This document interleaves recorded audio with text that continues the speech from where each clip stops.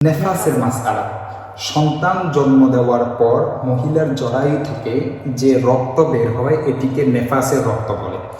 নেফাসের সর্বোচ্চ মেয়াদ হচ্ছে 40 দিন।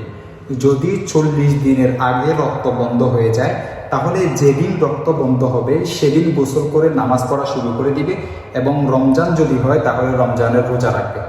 যদি 40 দিনেও বন্ধ না হয় তাহলে 40 দিনের পর থেকে নামাজ পড়তে হবে ও রমজানের রোজা রাখতে হবে, যদি রমজান হয় আর কি। যদি কিছুদিন নেফাসের রক্ত আসে আবার বন্ধ হয়ে যায়, আবার রক্ত আসে আবার বন্ধ হয়ে যায়, আবার আসে, এভাবে যদি চলতে থাকে তাহলে 40 দিন 40 রাত এটিকে নেফাসের রক্ত ধরা হবে। এরপরে 40 দিন যদি অতিক্রম করে তাহলে সেগুলিকে নেফাসের রক্ত ধরা হবে না, বরং অন্য অসুস্থতার রক্ত ধরা হবে, ইস্তেহাজার রক্ত ধরা হবে এবং সে সময় নামাজ রোজা মাফ হবে না, পড়তেই হবে। নেফাস অবস্থায় নামাজ তো সম্পূর্ণ মাফ, তবে রোজার কজা পরবর্তীতে করতে হবে। রমজানের রোজার কজা পবিত্র হওয়ার পরে করতে হবে।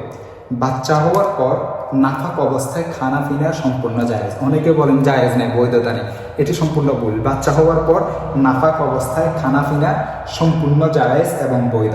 বাচ্চা হওয়ার পরে গোসল করা ফরজ না, ওয়াজিব না, কিছুই না, আবশ্যকীয় নয়। বরং বাচ্চা হওয়ার পরে এর কারণে যে নেফাসের রক্ত আসে, এই নেফাসের রক্ত যখন বন্ধ হবে তখন গোসল করা আবশ্যক এবং ওয়াজিব হয়ে যায়। এর আগে যদি কোনো ব্যক্তি বাচ্চা হওয়ার পরে গোসল করে নেয় পরিষ্কার হওয়ার জন্য, বা নেফাসের রক্ত চলতেছে এর মধ্যে যদি গোসল করে কোনো সমস্যা নেই, পরিষ্কার হওয়ার জন্য করলে কোনো সমস্যা হবে না, তবে গোসল করা তার উপর আবশ্যকীয় নয়। মনে রাখতে হবে মাসালাগুলো।